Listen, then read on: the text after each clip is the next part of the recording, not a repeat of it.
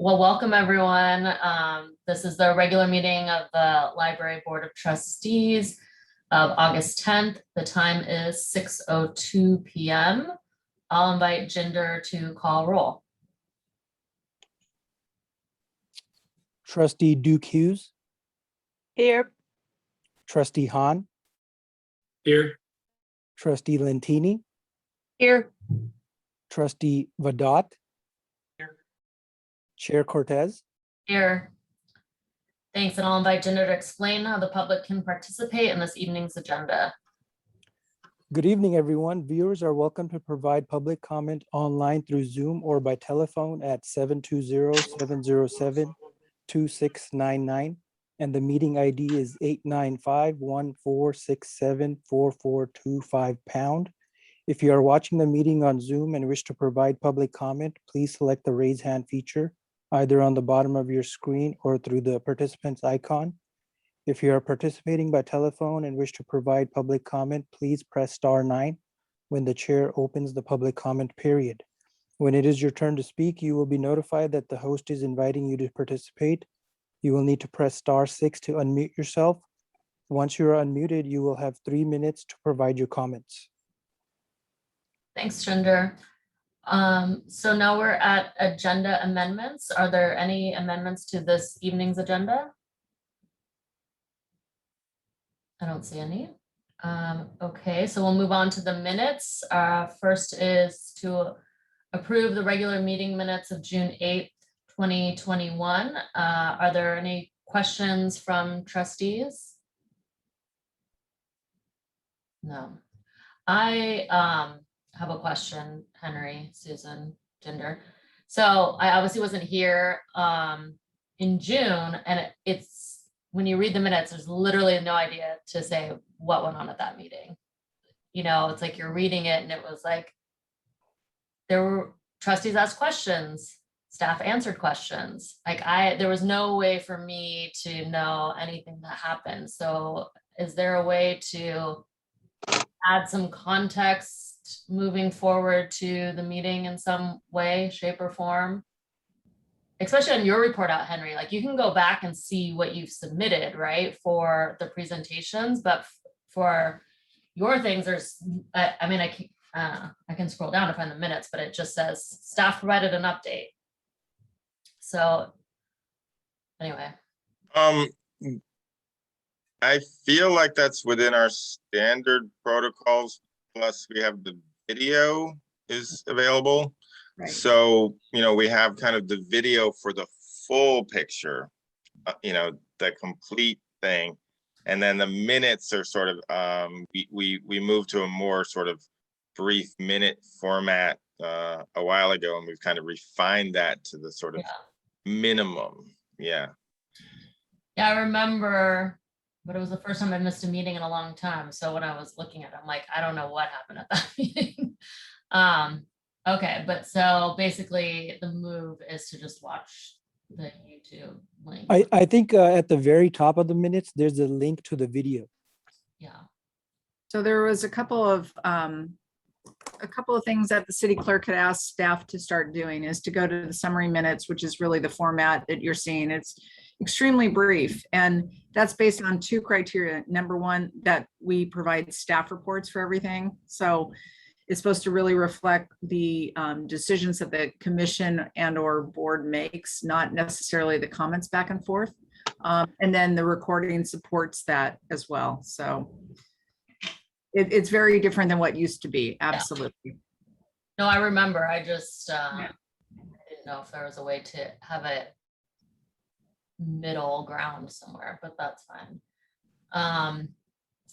Okay. Are there any other comment? Is there any comments from the public, Jinder? No, there are no attendees. Okay, so we will close this agenda item and request for Jinder, request from the trustees for a motion to approve the minutes. Just as a reminder, you didn't need to be at the meeting in order to approve or vote on the minutes. I'll move to approve the minutes. Great. Can we have a I'll second second? it. I'll second it. Okay, and Jinder will roll call the vote. Trustee Duke Hughes, Aye. trustee Han, Aye. trustee Lentini, Aye. trustee Vedot, Aye. Chair Cortez. Aye. Thank you, it was approved. And so we will now go to item number 2, introduction of new Board of Trustees member Alex Vedot, I'm assuming, that's what we heard. So we're excited to have you, Alex, welcome. And what we usually like to do is a little quick go around. Well, first of all, introduce yourself, but we'll go first, so you don't have to go first. Well, we don't need to say where we're from or where we are because we all live in the same city, but you can say a little bit about maybe what you do besides on the library, and then either last favorite book you read or favorite book of all time. And so I'm looking on my screen. I'm gonna have Cheryl go first. Oh, I just No, want, I can't think of the Oh. books. Sorry, Jinder, did I? go excuse out me, of- Cheryl. I just wanted to add that meeting open to the public. We don't have any attendees. Sorry about that. Okay, thank you. Okay, hi, I'm Cheryl. I'm an architect, have my own practice, and I happen to also be serving on the Library Foundation Board, which is meant to support the new library project through funding from the private side. And I am so drawing a blank on books because I feel like I'm reading 2 or 3 at once all the time. And I just got back from vacation in Hawaii, so my brain is also mush. But I love to read. I read all the time, constantly. I read lots of different things. So hopefully that'll count. Maybe it was just a magazine in Hawaii. There you go.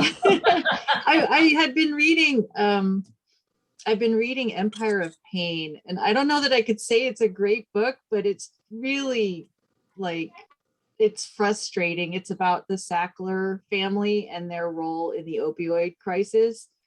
So yeah, it's not happy reading. It's incredibly interesting and informative to go all the way back in the history of that family and understand how this connection was built over time. So it's fascinating, but it's not a happy read.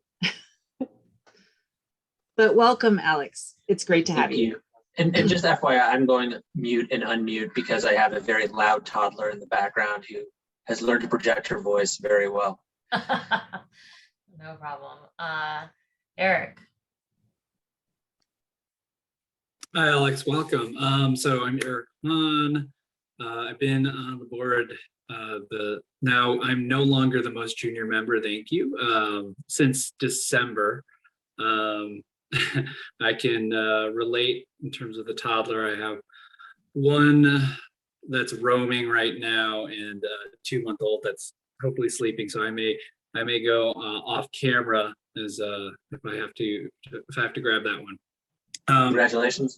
Thank you. The last book I read, well, actually it was 2 because I kind of read a book and then go Audible. So the last book was actually former President Barack Obama's tome, first part tome, memoir, and then Audible, I had read a fiction book called Christadora.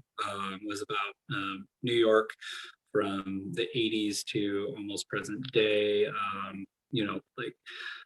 just a whole situated around a particularly famous building in the AIDS movement. So. Ooh, you guys are going deep. Adriana. Hi, Alex, welcome. And I joined right before Eric, just over a year ago, actually. So very nice to meet you. And yeah, I am a head of workforce planning at Gardner, a research advisory firm headquartered in New York City, but I've been working in the Bay Area remotely for 7 years or so. And I also have young children. I can't wait actually to go and browse the children's library again and let my children select the books. Other than doing it has been a lifesaver, obviously, the last few months. And I also read in 2s. So right now I'm reading this book, which is kind of like Muerte contra reloj. It's in Spanish, written by a Mexican author, and it's being translated into like 12 languages and becoming a series. So I'll recommend it to the library when it's done. It's about the Tour de France and some murder mystery. And I've recently read a book from the library, actually, that I've been meaning to read for a long time, Quiet, from Susan Cain. Watched the TED Talk, but never read the book. And I'm like, you know what, it must be a good book. It highly recommended. And yeah, welcome. Nice to meet you. Thanks. Henry, what about you? You can't get out of it. You and Susan, I know you try when people come. but- So, hello, Alex. Welcome to the library board. Thank you for stepping up to serve your community. I've been with the city of San Rafael for 5-ish years, a little more than, coming from like San Jose. And when Jamie started talking about the book, I had to rapidly, I read in tens maybe, but like this book I would like to mention is not nonfiction, it's fiction. It's called The Atmospherians by Alex McElroy. And I'm looking at the review I wrote for Library Journal for this book, because I saw it on the shelf and I didn't realize this is being publicized as by a non-binary author, like Starred Review, non-binary author. It has to do with this weird satiric future where the narrator is sort of shunned from social media, but forms a cult to kind of deal with issues of what's happening at the time are called man hordes, which is like men getting together and doing weird things. So it's a weird commentary on other people call it toxic masculinity. That's not what I called it, but it's very kind of like satiric, near future kind of how are things going, examining sort of cults in a kind of offhanded way. So shout out for that. And that's my contribution. Thanks, Henry. Susan. Hi, Alex. Just for everybody's sake, Alex met with Henry and I earlier, so we got to, get to know each other a little bit. So it's wonderful to have you here.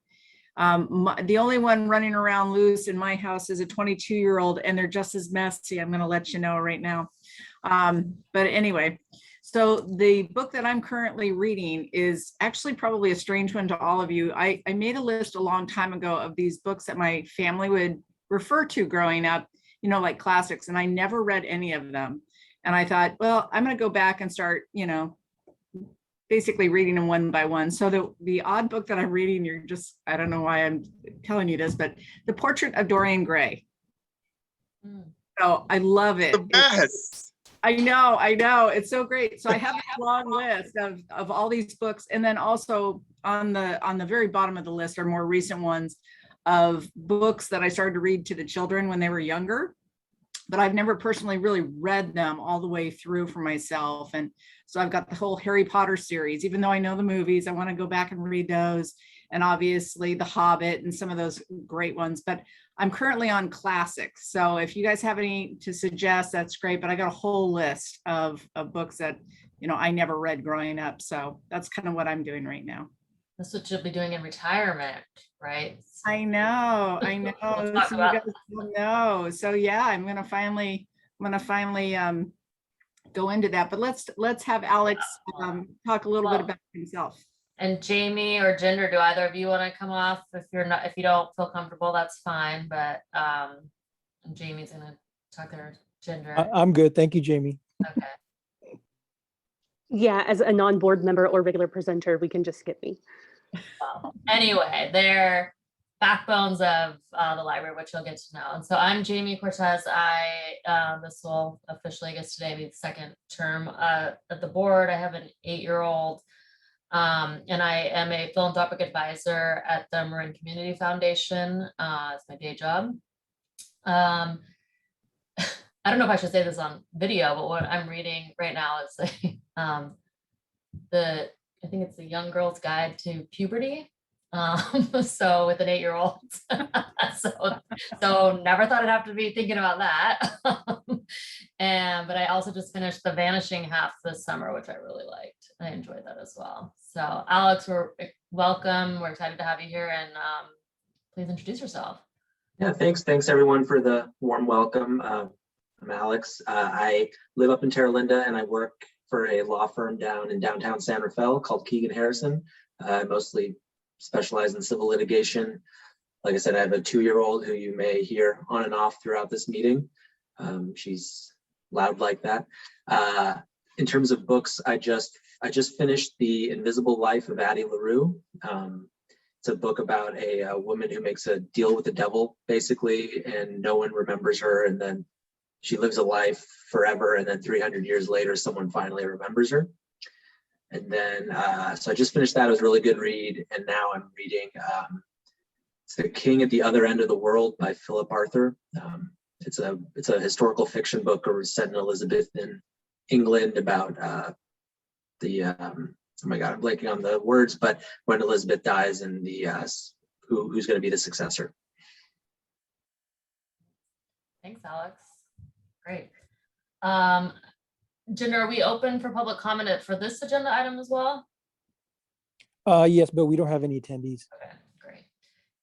So we will move on to the presentation of San Rafael Library's new staff by Jamie Poirier. I think I'm still getting it right, supervising librarian. So Jamie, go ahead.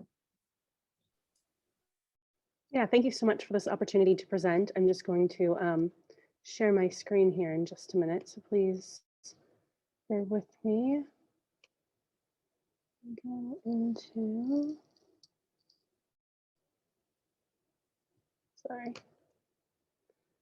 So I just am here tonight to present to you a list of who some of our new library staff people are. We have actually had the opportunity to hire, I think, 4 or 5 new staff over the summer. And so I didn't include their photos because it felt a little bit awkward trying to do that, but I want to at least provide you their names and some information about them. So just a brief summary.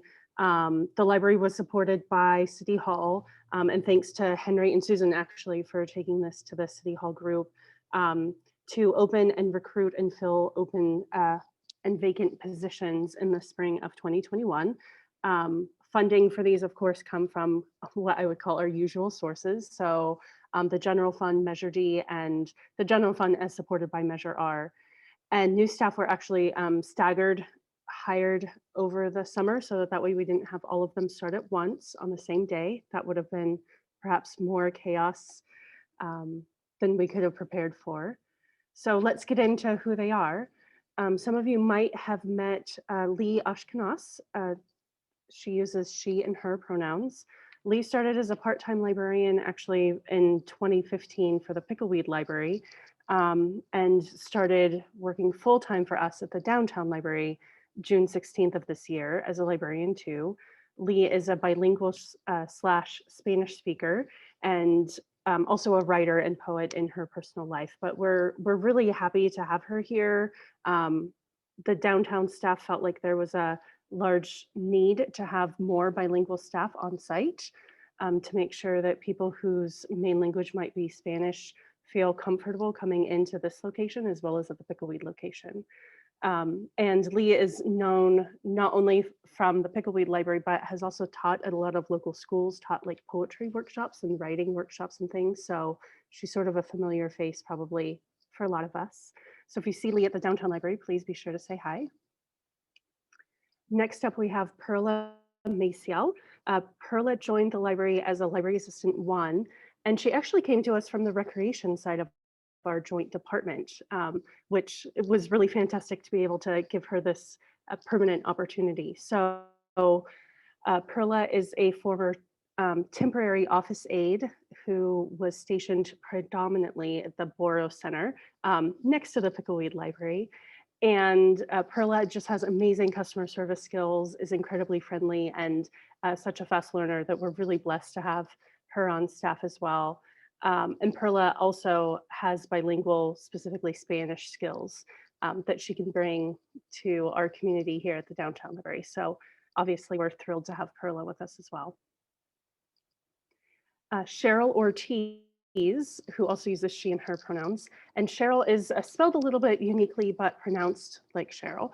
Also came to us as a library assistant one. And Henry, maybe you can correct me if I'm wrong, but Cheryl has worked in a lot of different roles for many other libraries, a lot of them down in Southern California.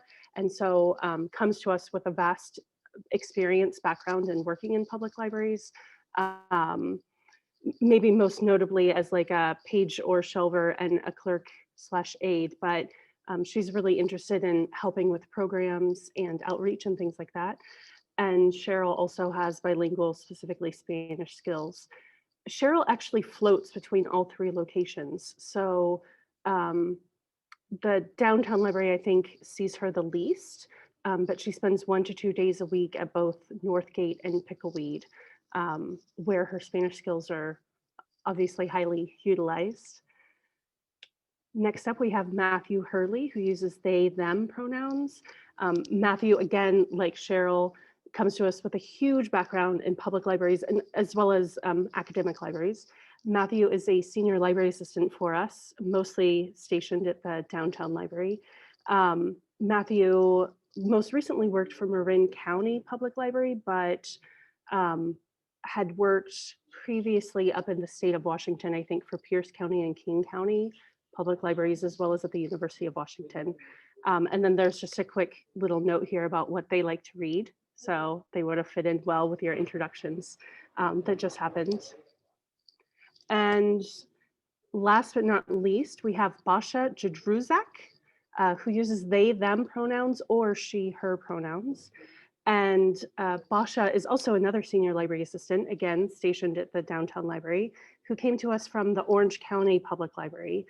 There are some notes here about, you know, what Basha likes to do in their spare time, like playing video games, Dungeons and Dragons.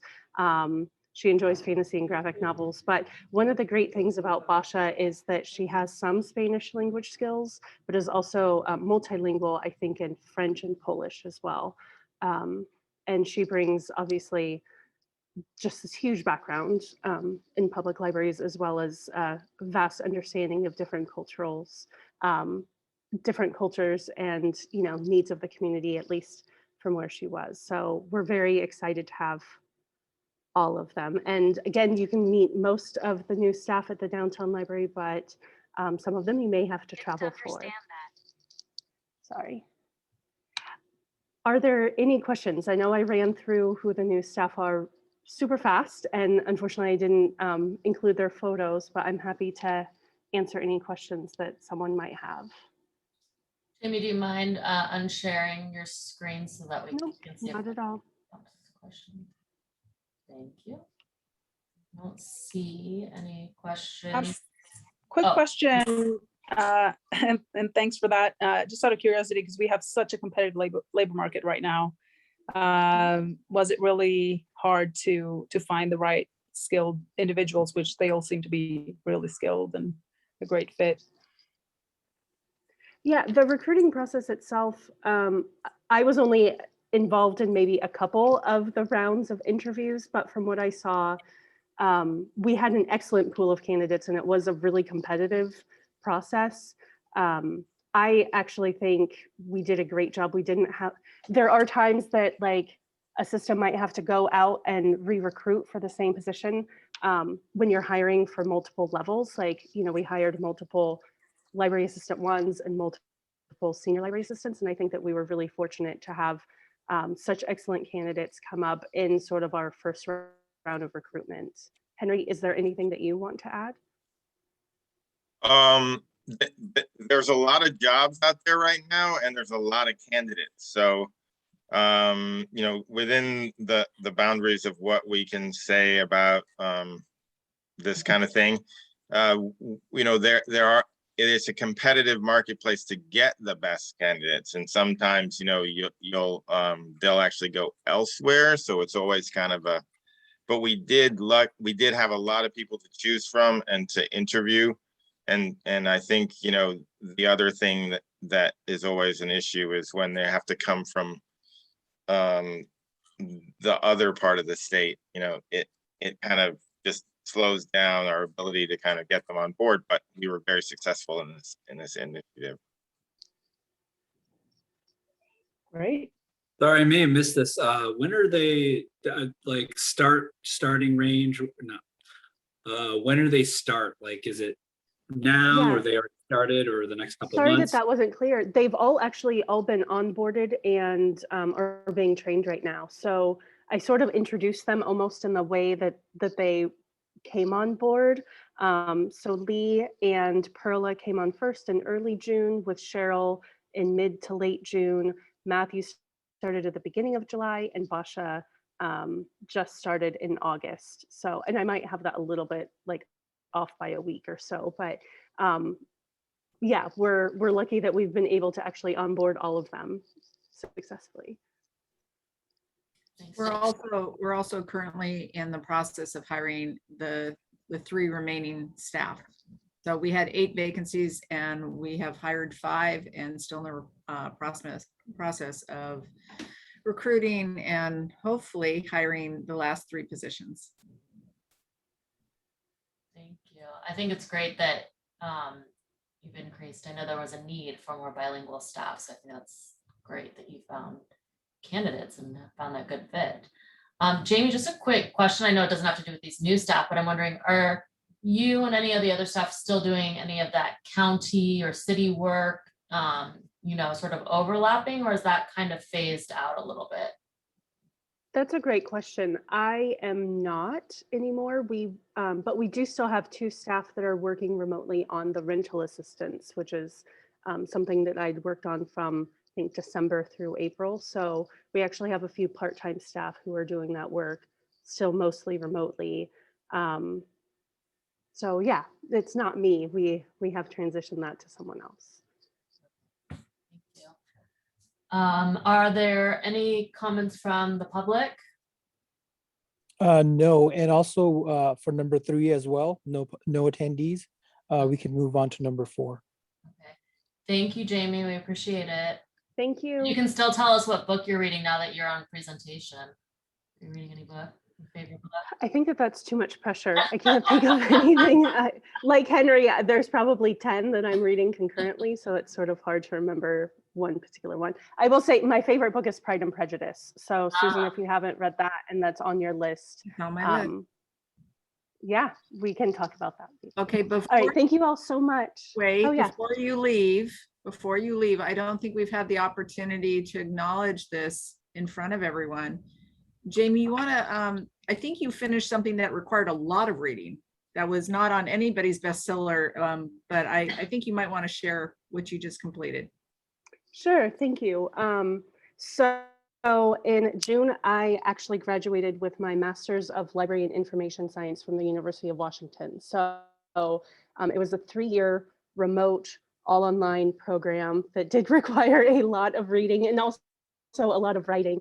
And obviously Susan and Henry and all of the rest of the staff were really supportive of my efforts to continue my education. So you could say that I finally finished all of the school reading that I was required to do for 3 years. So thank you, Susan. Makes sense. Congratulations, Jamie. From all of us, I'm sure we're very happy to hear that. So great.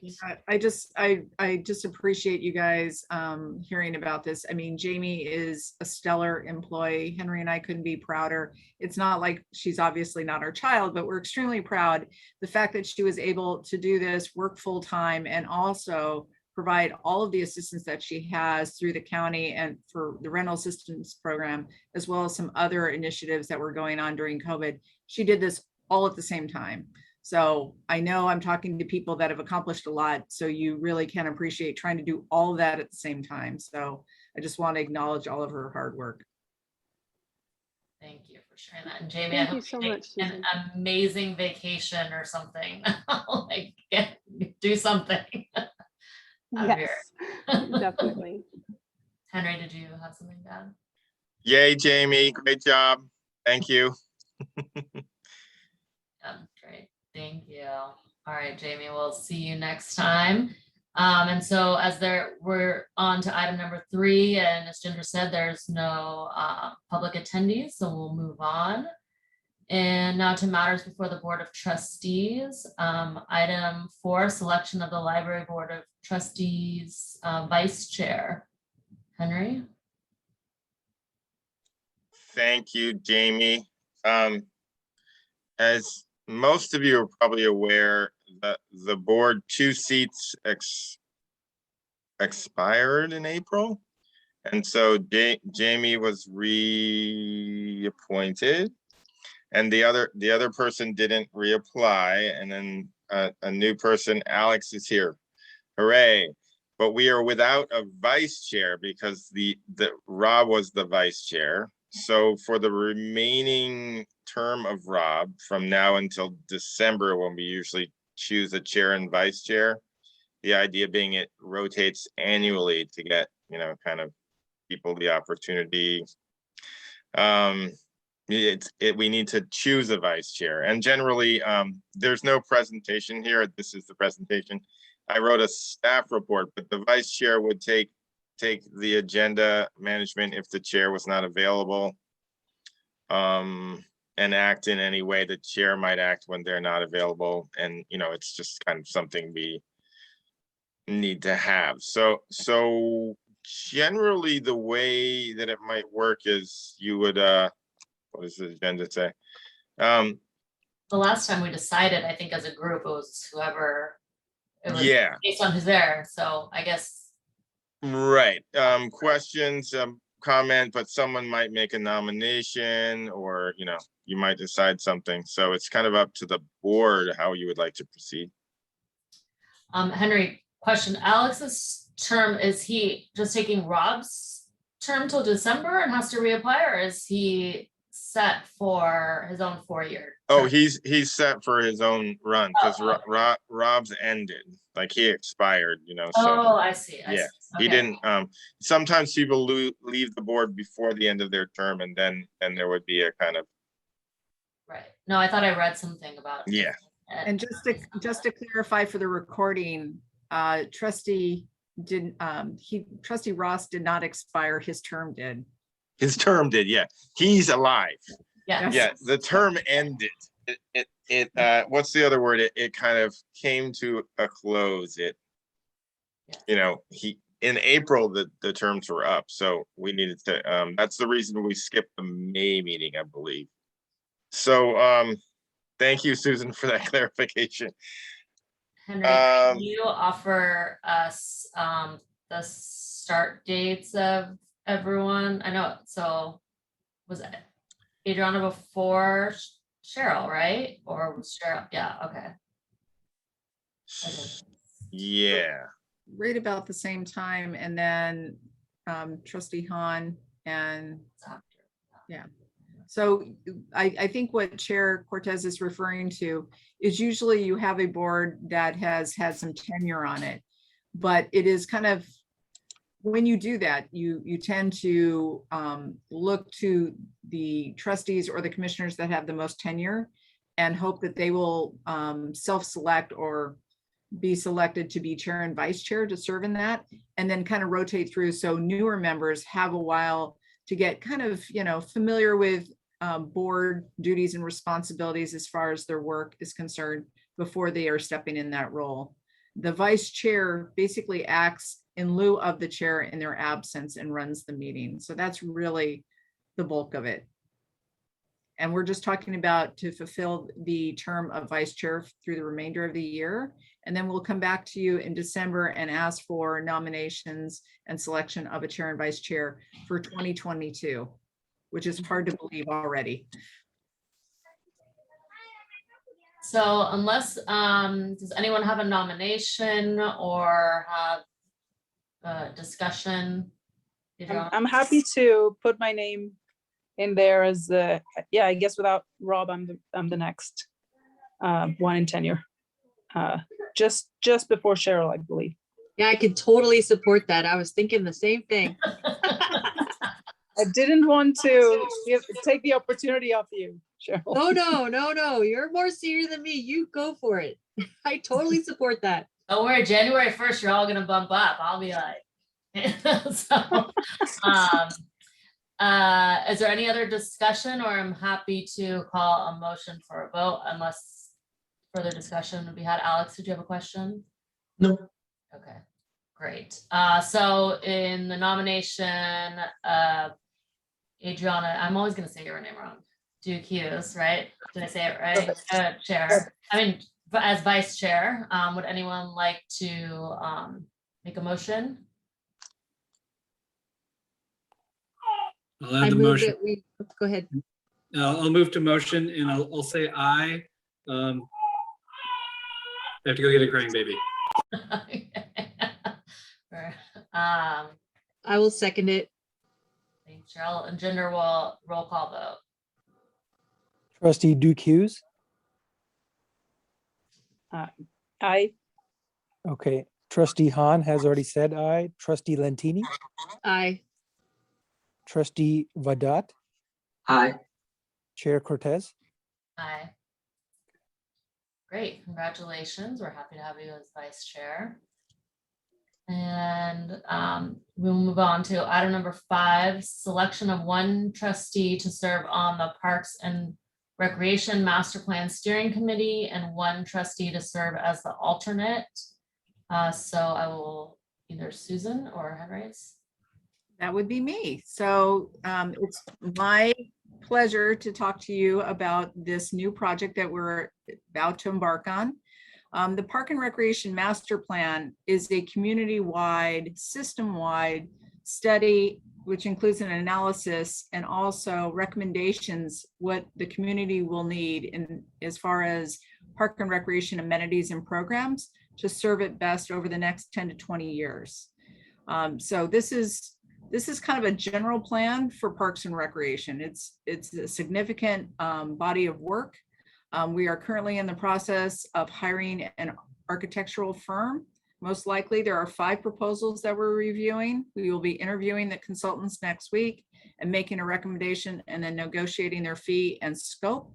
And what the steering committee will be doing is help to literally steer the process, specifically when it comes to community engagement, the community-wide survey, the focus groups, the community workshops, the stakeholder interviews, and also get a chance to review the findings when the architects hire individuals to go out and look at ADA improvements of the park, also the analysis of maintenance and programs. So all that information will be brought back to the steering committee where it's really vetted and make sure that it is comprehensive and clear to understand.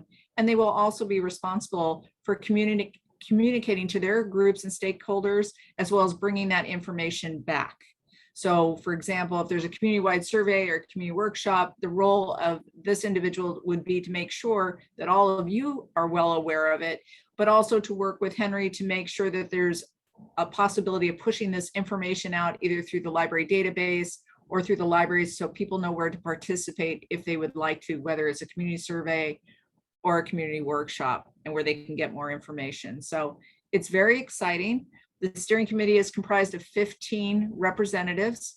We are looking for a representative and an alternate. And the reason for that is to have both of those individuals hopefully attend together at these steering committee meetings, even though there will only be one vote if there's a vote.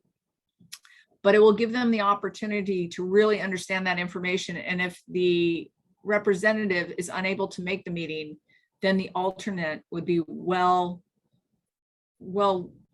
kept abreast of all the information that has been discussed so far. So they're not going into it blindly at, let's say, meeting 7 or something and not being able to really represent the group. The meetings most likely, we haven't hired the consultant, but as soon as we do, we will firm up the scope and the project timeline. And most likely there would be an orientation meeting between the staff, the consultant, and the steering committee before the end of the year.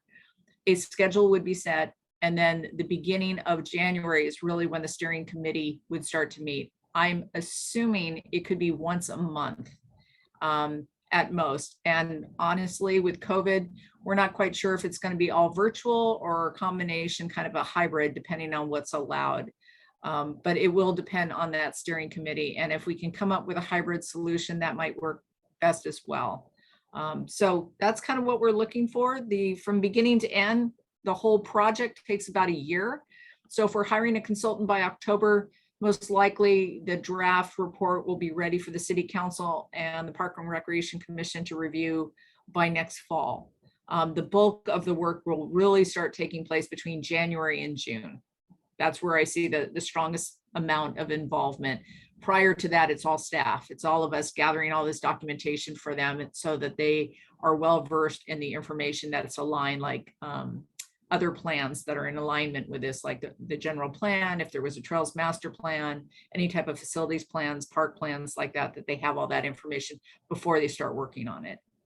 So I'm here to answer any questions. I know I'm covering a lot in a short time, but really all we're asking for is a steering committee member to be able to attend those meetings and to be able to report back and to make those connections with this board to make sure that this information is also pushed out to constituents. And obviously you've got Henry and I, so you've got kind of the ringers on your side. We have other boards that we're working with that we're not part of, like the Bicycle Pedestrian Committee and things like that. Thanks, Susan. Any questions from trustee members?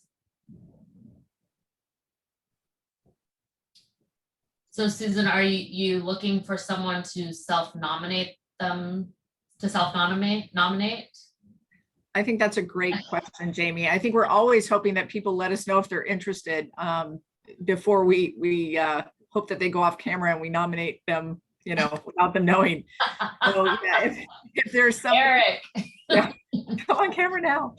So if there's a representative and somebody who would like to be an alternate, I think Chair would love for you to entertain that. Great. I would definitely be interested. It's kind of what I do, so it's a natural fit, but I also don't want to take the opportunity away from others because I am already on the new library committee. So I just want to make sure, like, if there aren't enough interests, I absolutely would be interested, but I'm also going to step back and make sure that others get the chance first. Alex?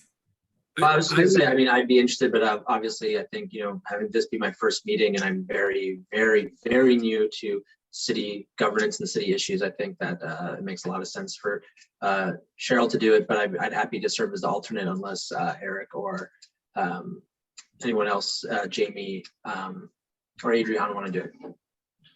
I'm going to step back on this opportunity, but thank you. We're all Eric, very polite and very deferential.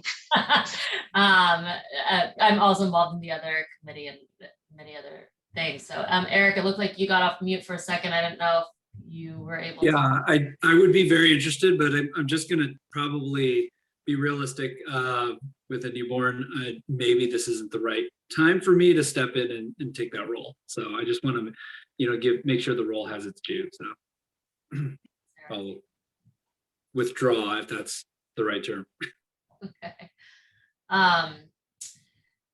Susan, does it, with Alex being new and maybe him being as an alternate, does being new, is there any issue or concern with that? I mean, because I think it'd be new to everyone, right? Who would join anyway. So. Nope. He does not need to, we're not going to ask for testimony or subject expertise. So the good news is you just get to listen and participate and be a representative of the community and this board. So it is pretty exciting, and actually it would probably give you a really good introduction to how the other commissions and boards and all the other community groups kind of are integrated and how they work together. So in regards to, we're not voting on people, we are voting, it looks like, at the end, but Alex, are you comfortable being the alternate with Cheryl Cheryl, are you comfortable being the one trustee, or do you want to switch roles? I want to just make sure, Adriana, did you have interest in doing it? No, just if there was a need for an alternate, but I'm okay for you to lead it. Like you said, this is completely up your alley. And for Alex to be Yeah, I'm happy to take on the lead role. and it'd be great, Alex, if you are willing to be the alternate. That sounds fine. That sounds great to me. If everyone else is good with that. I think that's a great idea. If obviously, if no one else has any other thoughts or comments or concerns. Okay, so let's put this to a vote, Gender. For Cheryl, oh wait, no, we need a motion. So if we anyone could would like to motion for Cheryl to serve as the trustee on the Parks and Recreation Master Plan Steering Committee, with Alex to be the trustee to serve as the alternate, if anyone would like to make that motion. I'll move to motion and ally. Great. I will second that motion, and Gender, if you can call roll. All right, trustee Duke Hughes has already said aye. Trustee Hahn, Aye. trustee Lentini, Aye. trustee Vedot, Aye. Chair Cortez. Aye. Thank you. And there were no public comment, Gender, I'm assuming, no one. Yes, no public Okay. comment, no. Great, thank you. Thank you all. I really appreciate this. It's probably the first time I've seen representatives from the Library Board of Trustees, but considering that this department was integrated 2 years ago and we're working on some joint projects, it just makes a lot of sense for you to be part of this planning effort. So thank you for that. Great. Look forward to hearing about it at upcoming meetings.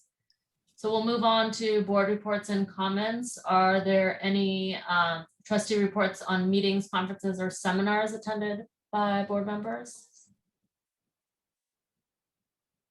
Okay, I don't see any. So we'll move on to staff reports and comments. Any other brief updates on meetings, conferences, or seminars, and or Henry to move on through A through G.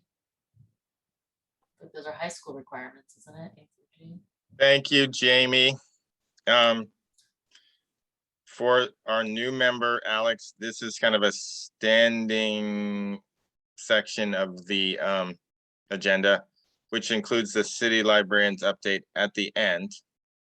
But we have many groups that I attend, or we attend the library. So Measure D Parcel Tax Committee, which oversees a quarter of our budget, the $1 million and plus that we get from the parcel tax, specifically designated to the library. With people who are over 65 that live in their own homes, they can take an exemption and get that taken off their bill.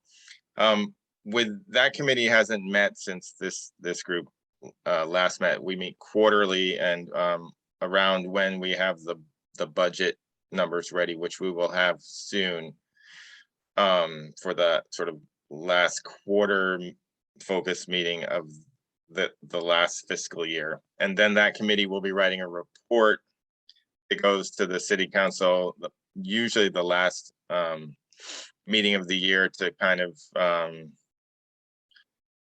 express, almost invariably they do express support for how the money has been spent, but they're the oversight committee, so they vet the spending of the money and kind of write a report to that effect that it goes to city council the last meeting of the year. The Friends of the Library meet the day after this meeting. So the previous month when this group didn't meet, the Friends met. We had a large number of funding requests, mostly focused around summer reading for next year.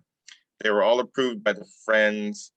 2 book clubs, one led by Lee Ashkenaz, the employee that was highlighted in the slideshow.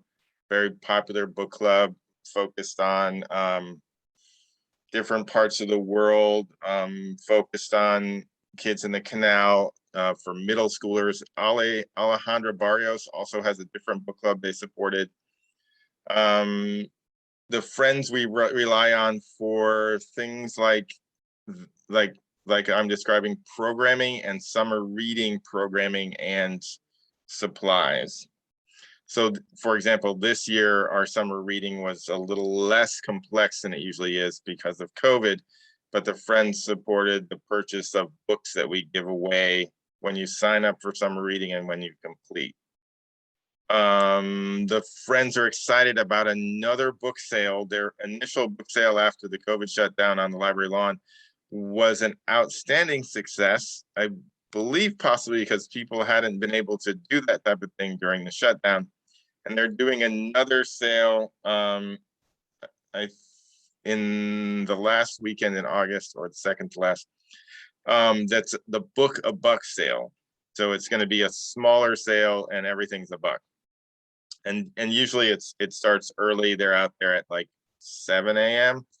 And traditionally, you know, it would be my job to go and open up and kind of help them set up, but I was on vacation last time. The foundation, did we meet since we last met here? No, I think it's coming up. Not this coming, 20th, right. the 20th, the 20th. next Friday. We meet Fridays at noon. The foundation, just a note on our foundation. Some public libraries have a foundation that's kind of multifaceted, support of the library. Not that our foundation doesn't love everything, but the foundation in San Rafael is specifically focused on a new library building, rather than just ongoing, like everything the library needs. And they've been at it for some time through multiple studies, but it looks like we're getting somewhere. Hooray! Did I leave anything out, Cheryl? I would just mention that at this time of year, in September or October, we typically do an annual fundraising dinner. And last year we had to cancel it, you know, because of fires. And so, and COVID. And so this year we had it all set up to go, I think September 27th or something. And we're holding our next meeting primarily to determine whether we're gonna hold it again, or we're gonna postpone till maybe spring when, you know, we're clearer on what's happening with COVID. So that's kind of going to be the main topic for our meeting on the 20th. So, you know, we might be postponing yet again, but this is the time of year when we wrap up the year with our annual dinner, and then we do the mailer for the annual appeal fundraising. Yes, in the past couple of years, it's been at the San Rafael Yacht Club. And I think maybe both of them, there was kind of smoke moving through the air. So it's the uncertainty of fire and COVID, but the foundation perseveres. MarinNet board. We are part of, as San Rafael Library, we're part of a JPA that includes all the libraries in Marin County. All the public libraries, 50% of them are the Marin County Free Library. And I think there's 7 other libraries. And we also have 2 associate members, College of Marin and Dominican University. And we meet monthly as a board. The most recent thing that we've been talking about for several meetings is RFID. So we're planning to tag all the books with radio frequency identifier tags, which allows us to more ergonomically handle the books and to then progressively install automated materials handling, which allows the books to be checked in when you put them through the slot. It's kind of a way to kind of allow employees to kind of do less of the rote work and move more towards customer work, and then have a sort of better customer experience in returning books because you know they're checked in. And then also when you check them out, you can check out a stack at a time, which is kind of amazing. So the latest iteration or the facet that we're considering is whether to outsource the actual tagging of the materials. The consortium is looking at a contractor who would come in and kind of go through the collections for all the libraries and add the tags, which we might be able to pay for through joint money that we've accumulated over the recent past. And also the county contributed $500,000 to this effort. So whether we do it ourselves or look at having someone else do it for us is kind of the next decision point we're working on. It could be that if everyone does it, the price comes down enough so it's kind of achievable in the sort of typical economy of scale type of way. The Marinette board is a consortium of kind of collaboration where we share one online catalog and we share an ebook platform and a bunch of other databases. And so it's functionally a consortium, but it's not the official consortium recognized by the state. That consortium is called NorthNet, and it's every library from Marin to the Oregon border, and from here, from west to the mountains and up. So it's a huge square footage of area. Siskiyou County, Placer County, Sacramento, Yolo County, Solano. And we're the only sort of Bay Area-ish close to San Francisco County that's in that. I mean, Solano County is kind of like that, but Alameda, San Mateo County, Santa Clara County, they're all part of another consortium called Pacific Library Partnership. And that group hasn't met recently, but the biggest news on that group is, I think, we inherited a kind of shared liability for retirees for a previous consortium that came before that. And that chickens are coming home to roost. So we're going to have to pay a little bit of money each year for these retirees' medical, which has been coming for some time. Other board members might remember me mentioning this.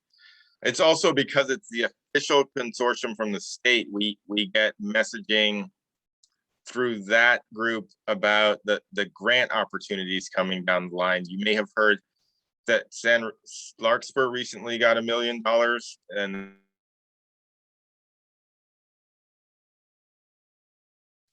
Henry, your audio dropped when you said. Sorry. Larkspur. There you go. Larkspur. Can you hear me? Yes. Okay. Oh, your internet connection is unstable. Oh my gosh. Can you hear me now? Yeah, okay, good.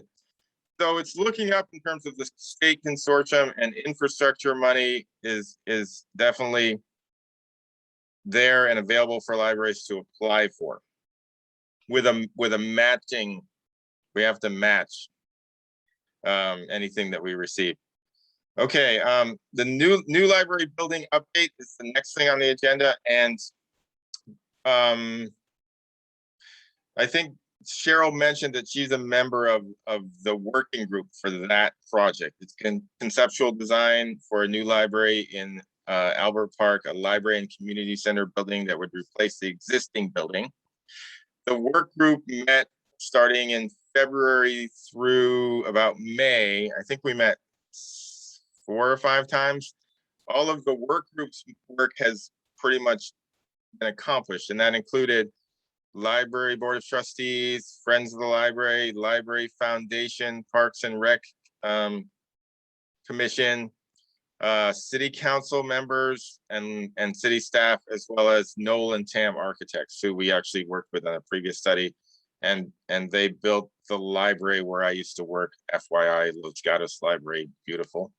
So what remains to be done is sort of some finalizing, and we have some work to do talking to the city council subcommittee, and we're hoping to get it to the city council in the fall for clarification. But what we want to avoid is going in without the answers to questions that could be asked, and to do the work on the front end. So when we get to council, we have all the information they're likely to be needing to make the next step. Because I think as we get farther along, it's kind of a little bit of a higher stakes. So we want to be really well prepared. And just for reference, the previous study was delayed a long time, and that was frustrating. This one, we're pretty much on target. So we want to take a little bit of a pause here and kind of gather the resources and get all the information before we move to the next step. And thank you, Susan, for being so supportive and insightful. Also, members of the committee included Jamie and Cheryl, and members from the Friends, from Parks and Rec were very useful. This study, compared to the last one, being a conceptual study, was a little less involved in terms of moving pieces, but I think we got a lot of good work done. So when that comes to council, we're expecting everyone to be there. it will be exciting. Henry, are we talking an early fall or a late fall here? Because you know how I am about this time frame that we keep going. There's a couple of things that we need to nail down before exactly that might be, but I think we might have mentioned October, but you know, we have to kind of remain fluid, but you know, we had hoped to get it earlier, but now that we see the kind of a better understanding of what's likely to be asked of us, we want to really be prepared for that. So yeah. We're hoping October, Jamie, just to answer that question. It's really our goal to present the findings of the conceptual design and staff's recommendations for next steps in October. That's what we're really hoping for. Because it's still a lag. I mean, it was supposed to be June, right? Was the original when it was supposed to be presented to the board. So now we're talking October. That's another 5 months. So part of this, and maybe I can explain it better, we assumed that we would get the final product from the architects by the end of June, not that we were necessarily going to present it. However, there have been some hiccups along the way as far as being able to get that information to us in a timeline that was, you know, a little closer to that date. We're okay because quite honestly, there are a lot of people on vacation right now, and we had the opportunity to push this a little faster. And the feedback that we received from management was, this is too important to take during summer months when a lot of people can't attend. Take the time, really flesh it out, come with a recommendation and questions as to what other information the council will need to make a better decision. So there's all this side prep work that Henry's referred to that we would like to flesh out. So when we go to council, it's going to be two things. One is going to be a presentation, and hopefully the second part of that presentation will be a staff recommendation as to asking city council for approval for next steps so we can drive this decision so they can make a decision about which location. We think that they may need more updated information on the Carnegie. They may want a conceptual design, so they're comparing apples to apples. The graphic that we have of the Carnegie is literally 10 years old, and it is one graphic. It is not developed in the same way as this conceptual design. And then thirdly, they might want a community survey to see that there's support to fund it. So that's why those three pieces are a little bit more involved than just a simple presentation. That could just go, but honestly, we don't want to take it forward and say, here's a presentation, thank you so much, and walk away. And there's no action except accepting the presentation. We're really using that presentation to drive a decision to go towards building a library, either at the Carnegie site or the Albert Park site. Susan, I know it's not comparing apples to apples, but you know, obviously Noel and Tam did sketches when we did all the community out, you know, input for the library.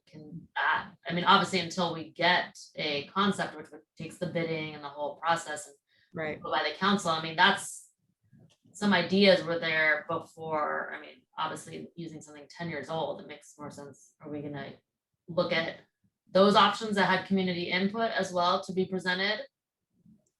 What we're going to be doing is Henry and I are going to be drafting a report and presenting the findings to the city manager and a subcommittee of the city council and saying, here's the information. What other information do you and your peers need to make a final decision about which location the council wants to go towards?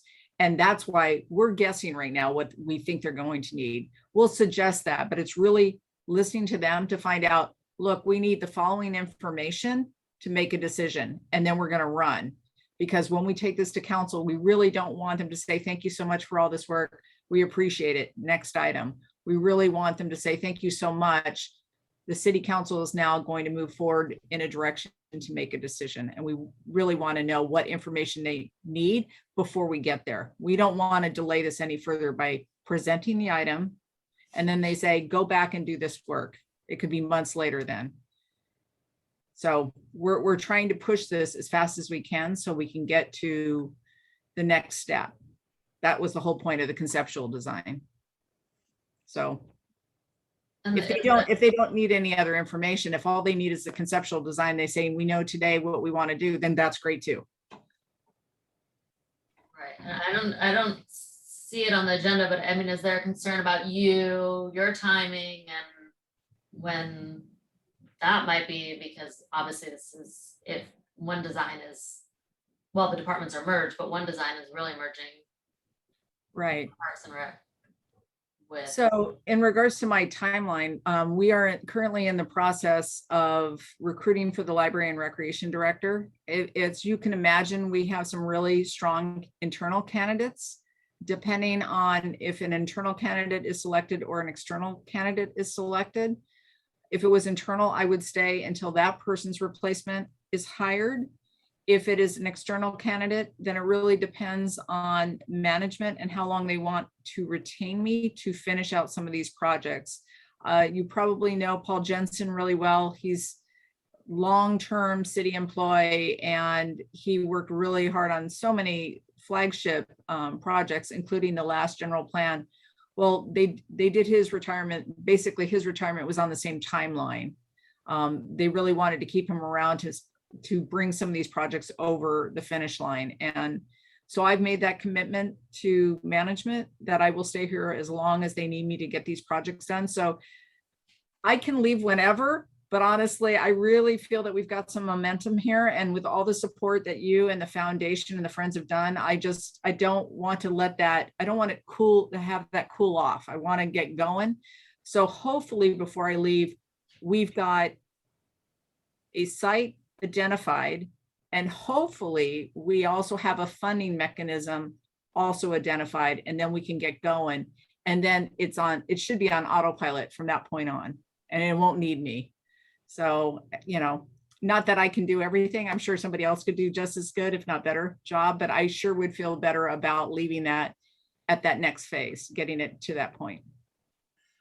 Thanks, Susan. Okay, thanks for answering my question. Henry, I know you have another city librarian update, but anything else on the new library? No. All right, I'll let you finish with the city librarian update. Thank you, Jamie. So, city librarian update. I wanted to let you know that the Marin County Free Library has hired their new county librarian, Lana Adlawan. She comes from Sonoma County Library, where she's a division manager and has worked in Brooklyn, Sacramento, Oakland, and Sonoma County Library systems. And so she'll be starting, I think, in September. We work closely with them, so that's a big deal. Stuff about the downtown library. We installed a bike rack right in front of the main entrance on E Street and E in Mission. It's surrounded by paint on the sidewalk in a box and some kind of crash-free bollards that kind of flex. And we're hoping that it will be more bike friendly at that entrance. A lot of times people park their bikes in a kind of inconvenient way, and then people with bikes don't feel comfortable leaving them to where the bike rack is at the corner of the building. It will also sort of calm the traffic in the roundabout there, where some customers leave their car kind of right in front of the door, and it creates a bit of a bottleneck. So we're excited by that, and they've also updated the paint in that area, which should make it a little more shiny. The green curb paint for where you can park and the red for where you can't park, as well as the stripes delineating the handicap parking. Shout out to a couple of library programs.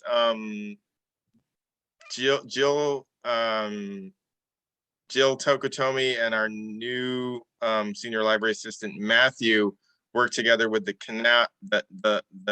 county to get some backpacks. Working with First Five, there was readiness for school backpacks filled with supplies that they helped stuff them at the county's distribution center on Los Gamos, and then gave them away at the Alboro Center.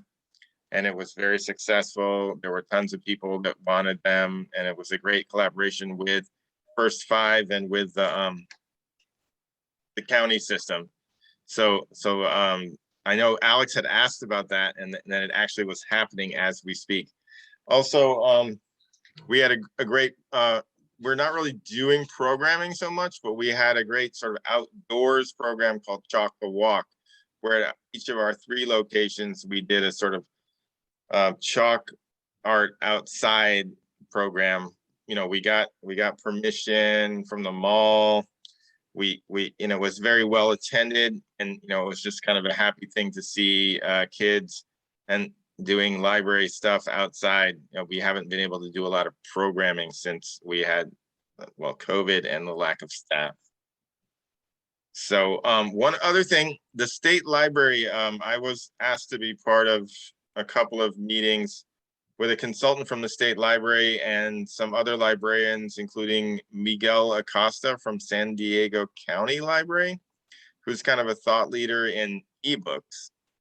And the state library is looking at creating a statewide ebook platform that would be funded by the state library and available to all the libraries in the state. There's continued to be a vision of a sort of state library card, or the state library kind of doing something in terms of helping libraries with their kind of challenges, which having enough ebooks available for the public 24/7 is kind of a big challenge for a lot of libraries.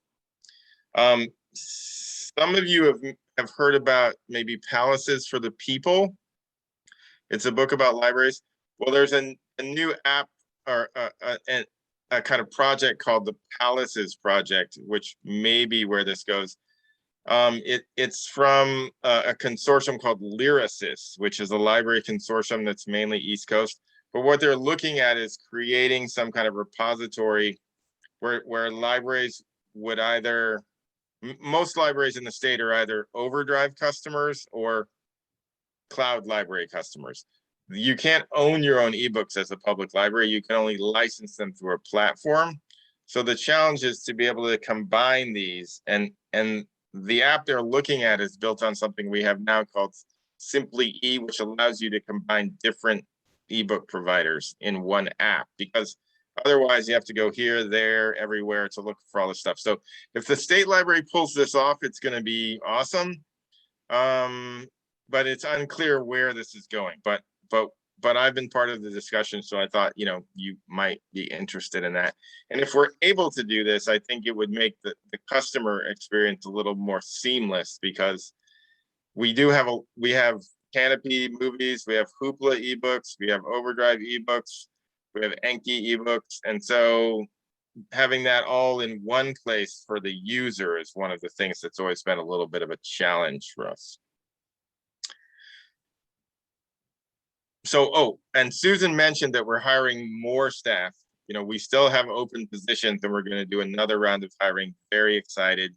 You know, based on our success for the previous 5, we hope to build upon that, and kind of, you know, be able to be fully staffed and go back in some near future, depending upon COVID, Delta, Lambda variants, you know, to the normal hours that we used to be at sometime, some undefined date in the future.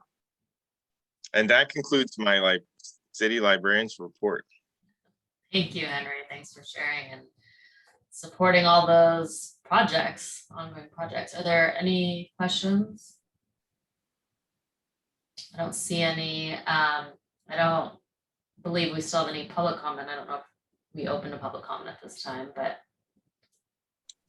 Jinder. No.